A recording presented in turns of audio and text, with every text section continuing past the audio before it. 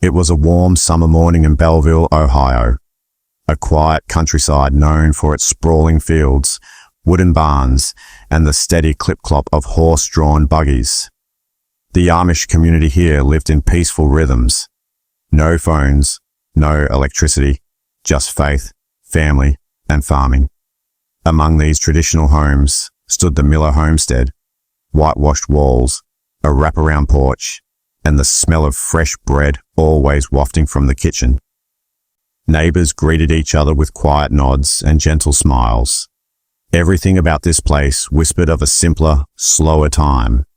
It was the kind of place where people rarely locked their doors, where children played outside until sunset, and where everyone knew everyone, or at least thought they did. On this particular morning in June 1982, nothing seemed out of the ordinary. The roosters crowed, horses neighed in their stalls, and breakfast fires crackled in cast-iron stoves. But by the end of that day, a ripple would spread through the community, one that would linger for years. This is one of those real stories that begins in perfect peace, and then unravels into something no one expected. The Miller family was considered a pillar of the Belleville Amish district. Thomas Miller, 46, was a soft-spoken father of 5 with thick hands from decades of farming. His wife, Miriam, 43, was known for her warm apple pies and her talent in quilt making, often leading the women's circle in both prayer and craft. Their children ranged from little Jacob, just 6 years old, to Anna, the eldest at 18, who was preparing for her Rumspringer, a brief period when Amish youth explore the outside world before committing to the faith.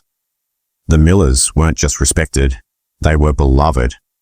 Thomas often helped mend fences or lift barn frames for others, and Miriam taught reading to younger children in the schoolhouse.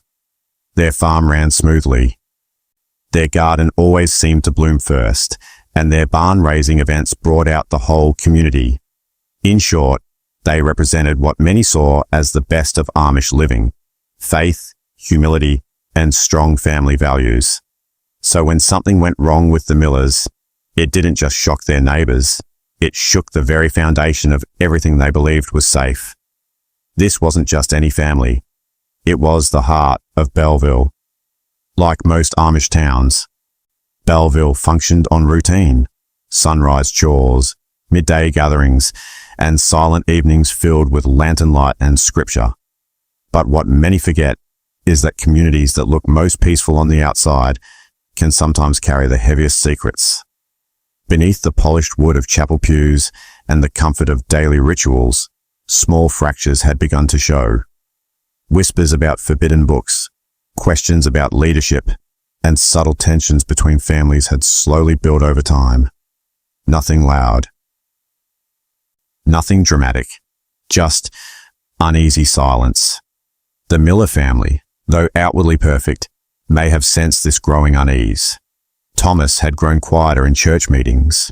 Miriam had stopped attending quilting gatherings without explanation.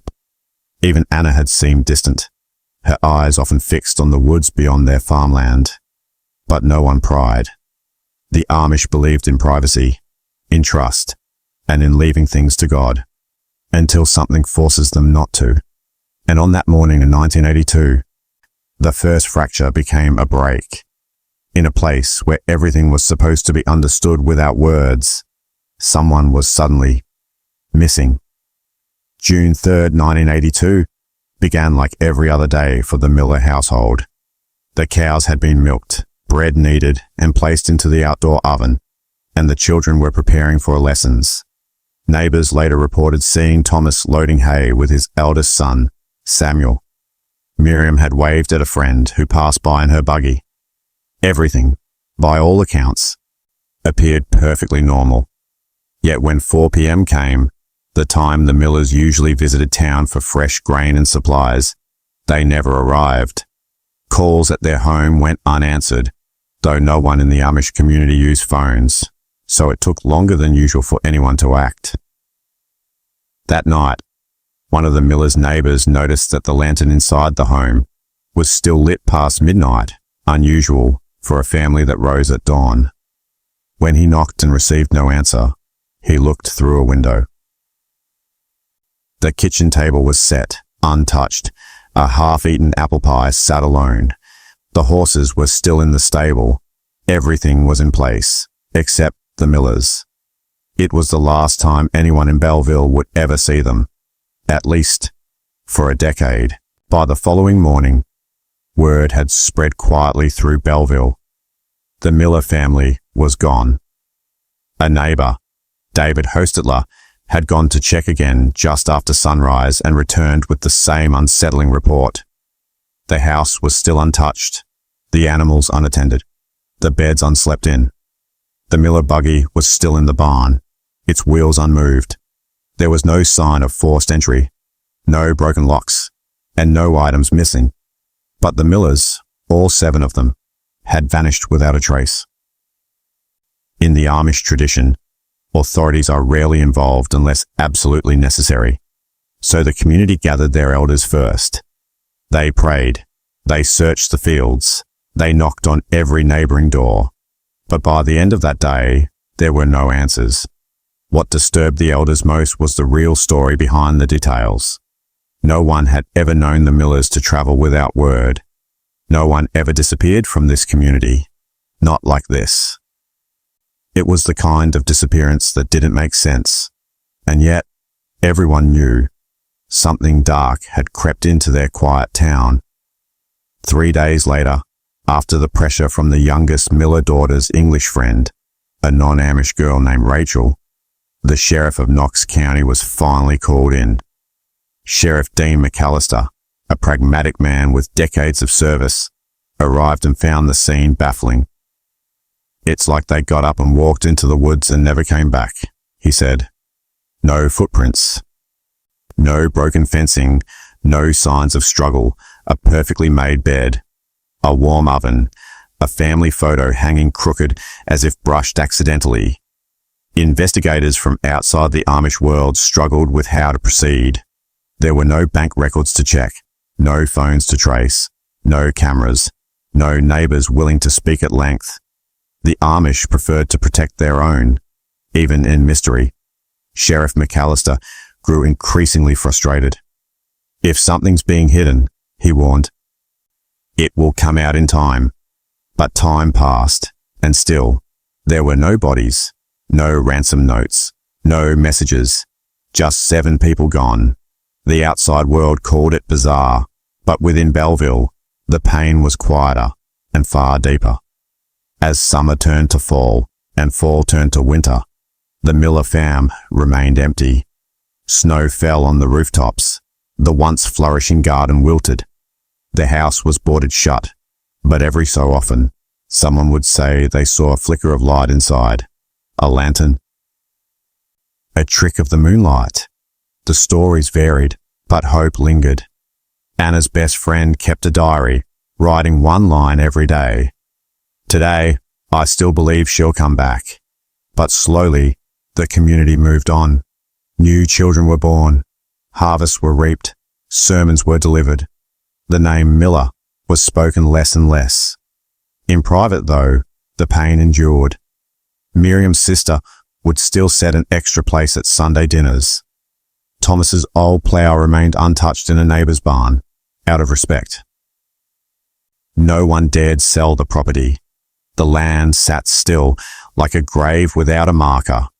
In time, the mystery faded into what Belleville called the quiet tragedy, a phrase they used when no one wanted to speak, but everyone remembered. 10 years is a long time to live with questions. By 1992, children who once played with the Miller kids had grown up, married, and had families of their own. But when they spoke of childhood, the Millers always came up. "Do you remember the day they were just gone?" became a chilling refrain. People remembered where they were standing, what they were wearing, how the wind sounded that evening. Time passed, but the Miller home, still unsold, still untouched, became a silent monument. Some teenagers dared each other to approach it. Others claimed they heard voices, but most just avoided it. Because deep down, they knew the truth. The mystery wasn't over. It was merely asleep, waiting. And as drifted stories would later share with the world, real stories like these have a way of circling back, just when no one is watching. In Belleville, the unanswered question hung in the air like a fog. What had really happened on that warm day in 1982? It was July 16th, 1992, 10 years to the day since the Millers had vanished.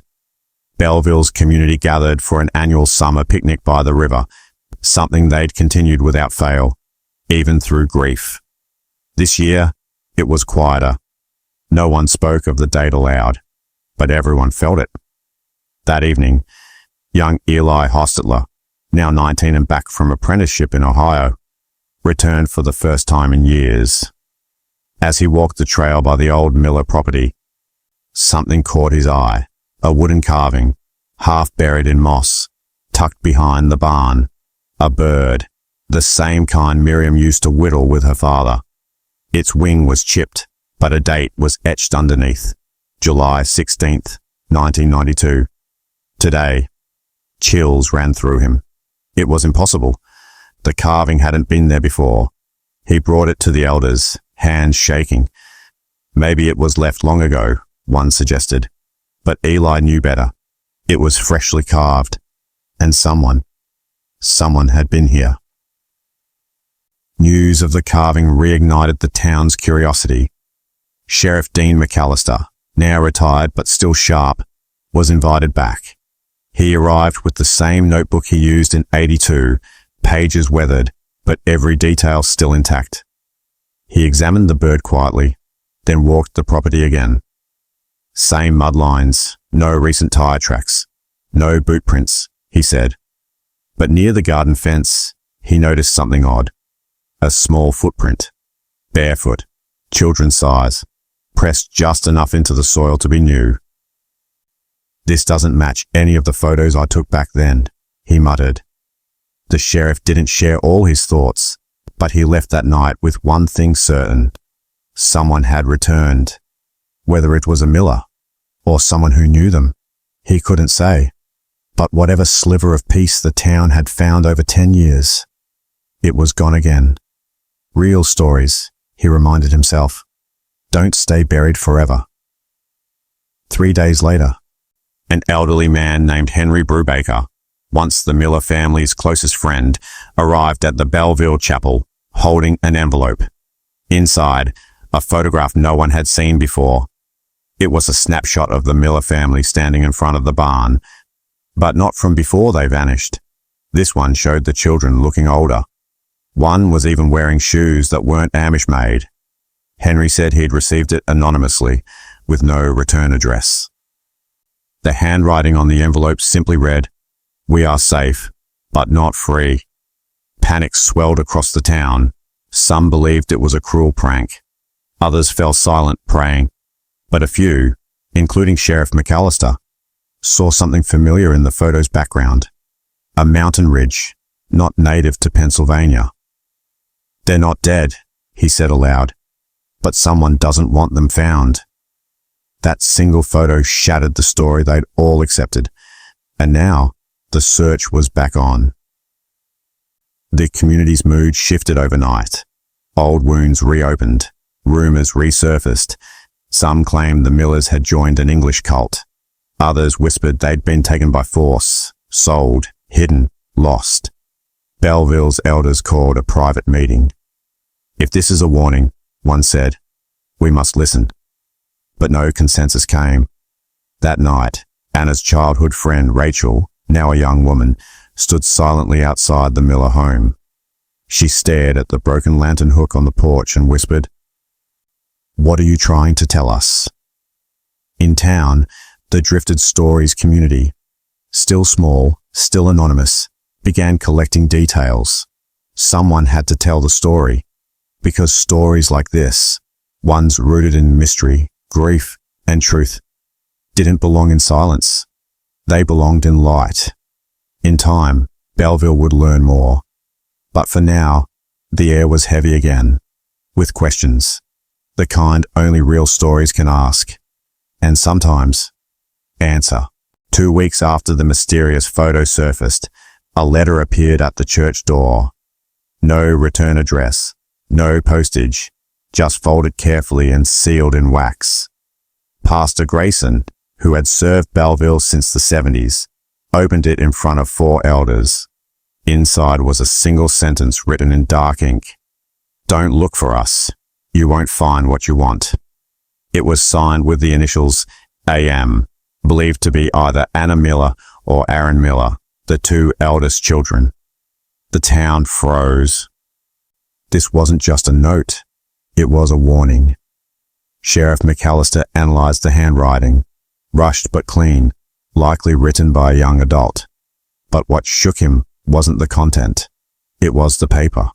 It was handmade parchment, the same kind the Millers used for correspondence before they vanished. He still had samples. It matched. The question no one dared ask. Were they sending signals or saying goodbye?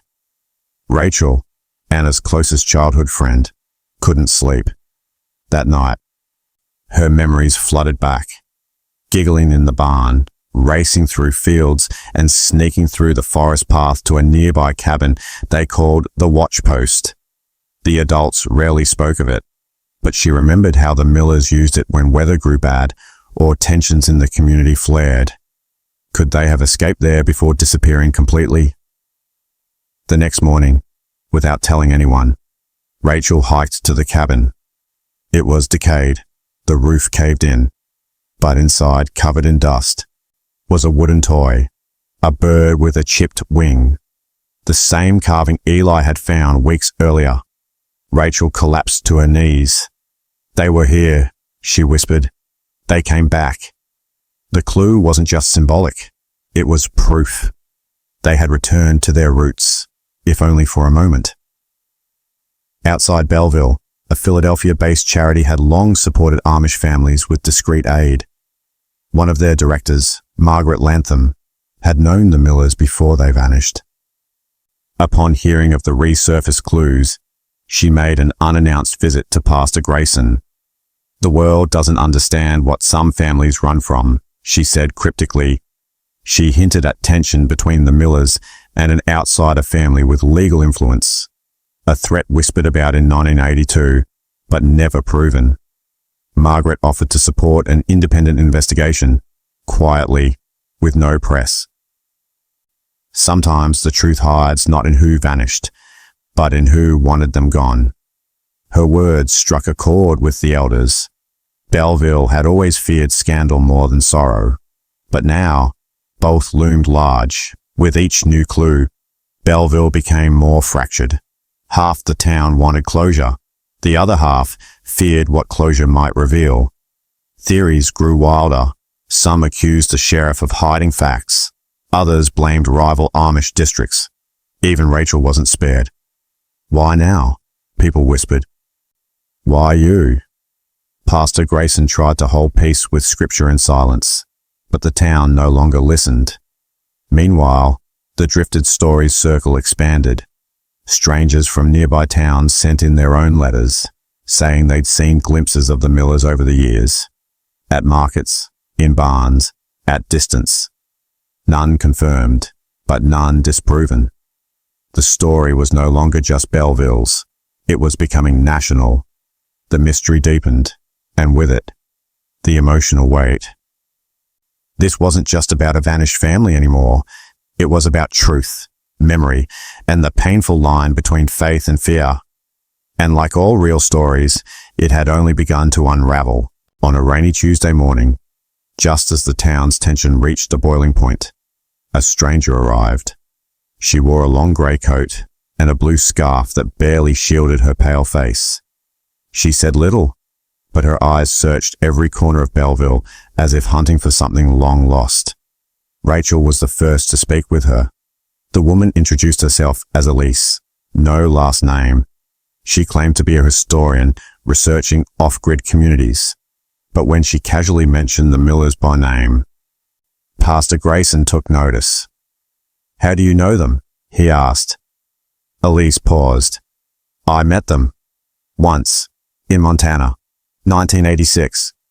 No one had ever placed the Millers outside the East Coast, let alone that far west.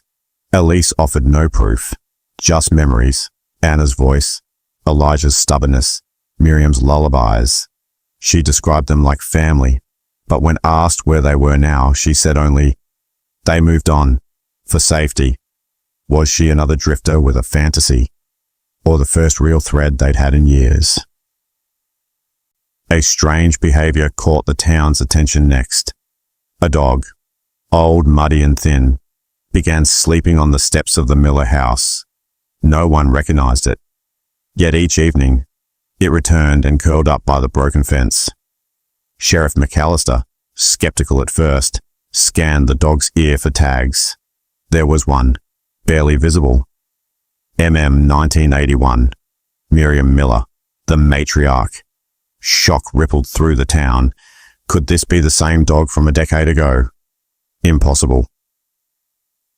But dogs had been known to travel vast distances and remember old homes. Pastor Grayson called it a sign. Others called it manipulation. Yet in a community founded on symbolism, even the skeptics stopped to watch the dog from a distance. When the animal refused to eat anything except cornbread, Miriam's known recipe, Rachel broke down in tears. They left something behind, she whispered. Something that still remembers. That same week, an anonymous envelope slid under the sheriff's office door. Inside was a set of copies, notes from 1982, long believed destroyed. Handwritten by Sheriff McAllister himself, they revealed conversations with the Miller family in the months leading up to the disappearance. Financial hardship, anonymous threats, a fear of being silenced for stepping outside traditional boundaries. But most chilling, one line circled 3 times. Aaron said they may go underground. Not metaphorical, literal. The file suggested the family had been in contact with someone offering sanctuary beneath a homestead west of the mountains. It had never been followed up. Sheriff McAllister, now visibly shaken, admitted to the oversight. He had tried to protect the family's name, but now he realized he might have buried the only trail they left behind. Spurred by the file, Rachel and Eli gathered locals to revisit an old Miller orchard west of town. Hidden beneath years of growth was a collapsed root cellar, one Pastor Grayson remembered helping build in the 70s. They cleared it for hours, shoveling dirt and rotted wood. Finally, a gap opened. The air inside was dry, cool, unused, but not untouched. Lantern markings on stone, scratches on the wall, a child's drawing of a tree and 2 birds. Rachel wept. It was Anna's style. She had drawn those birds in church years ago. Further inside, an empty cot and a tattered quilt hinted at temporary shelter. No bodies, no belongings, just presence. The Millers had come here, perhaps to hide, or perhaps to wait. But what they were waiting for remained a mystery. And that mystery was now no longer just a decade old. It was starting to feel eternal. Weeks passed, and townsfolk began treating the orchard like hallowed ground. It was there that Rachel, while clearing ivy from a broken crate, discovered a tightly bound journal. Its pages were fragile, faded, and written in Anna Miller's unmistakable handwriting. The first entry was dated June 1st, 1982, 2 weeks before the family vanished. She wrote of strange visitors at night, of voices in the fields, of her father's insistence that they prepare to leave before the lights return. The final entry, dated just days before their disappearance, read simply, "We are not alone. He's watching again." That sentence chilled even the most rational minds in town. Who was watching? And why did the Millers believe they had to flee their home to survive? Rachel locked the journal in a church vault, unsure whether to share its contents with the public. But word spread fast, and soon, it wasn't just Belleville asking questions. By October, the small town had become a national curiosity. A regional news channel aired a segment on the Amish mystery, framing it as America's modern Roanoke. Cameras rolled across the orchard, over the dog's resting spot, and toward the remains of the root cellar. Interviews with Rachel and Sheriff McAllister went viral. Commentators speculated everything from cult abduction to alien contact. Some theorized government involvement. Others blamed a sect split within the Amish community. The noise brought attention, but also opportunists. YouTubers camped near the orchard. Conspiracy theorists pestered the townspeople. It was the first time Belleville felt under siege. Yet amid the chaos, Pastor Grayson found relief. "They matter now," he told Rachel. "They're not forgotten." In the attic of the old Miller schoolhouse, now a storage barn, Eli uncovered a water-damaged portrait, a family painting wrapped in linen. It showed the Millers in vivid detail. Anna sat holding a small baby no one had ever mentioned before. Elijah stood to the side, hand on her shoulder, eyes focused not on the viewer, but on something beyond the frame. But the most unsettling detail wasn't in the figures. It was the background. Through the painted window behind them, a face appeared, partially hidden, watching. The painter had signed their name in red, FJ, 1982. No one in town recalled an artist with those initials. The schoolhouse records showed no visitors. Some believed it was a coincidence. Others called it a warning painted in plain sight. The baby's presence raised questions too. Had there been another child?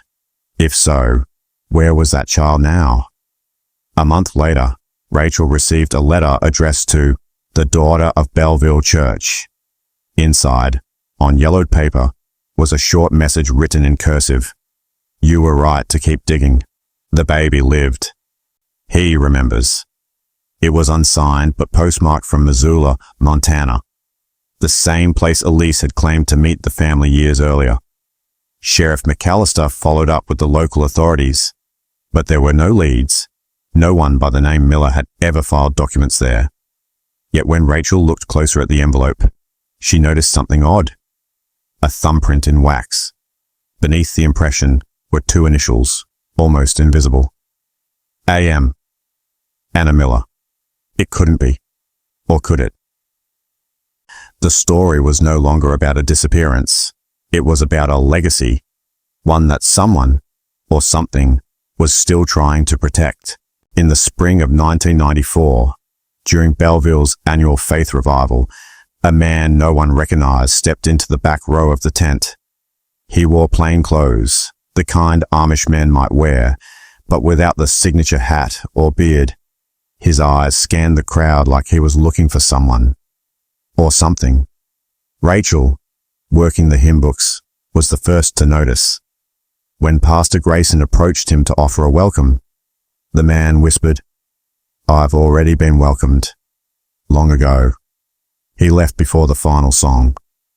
But under the bench where he sat, Rachel found something chilling. A hand-carved wooden figurine of a small child, with E.M. etched on the bottom. Elijah Miller, the boy from the portrait, the missing child. Someone had been there, and they remembered. Driven by the letter from Montana and the stranger's cryptic presence, Rachel worked with a journalist who had ties to a private lab. She mailed in the figurine for DNA testing. Weeks later, the results stunned everyone. The sweat residue on the carving matched hair samples from Anna Miller's old hairbrush, which Rachel had saved from the attic years earlier. The match was maternal, 99.98% certainty.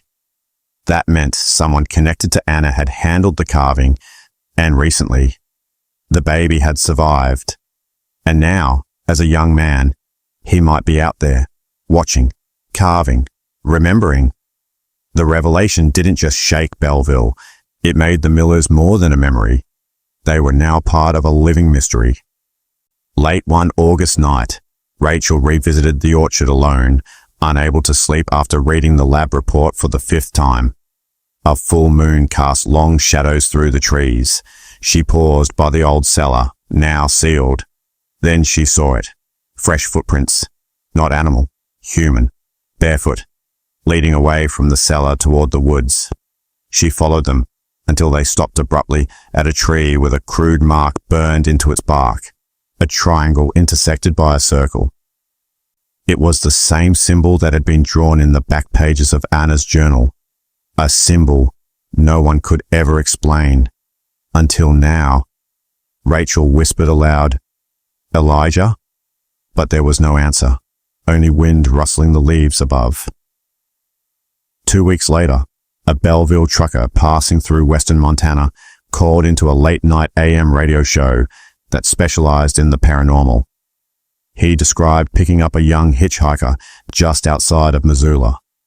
The boy spoke softly, avoided eye contact, and carried nothing but a journal and a carved wooden toy. When asked where he was going, the boy replied, "East, back home, back to where it started." The trucker asked his name.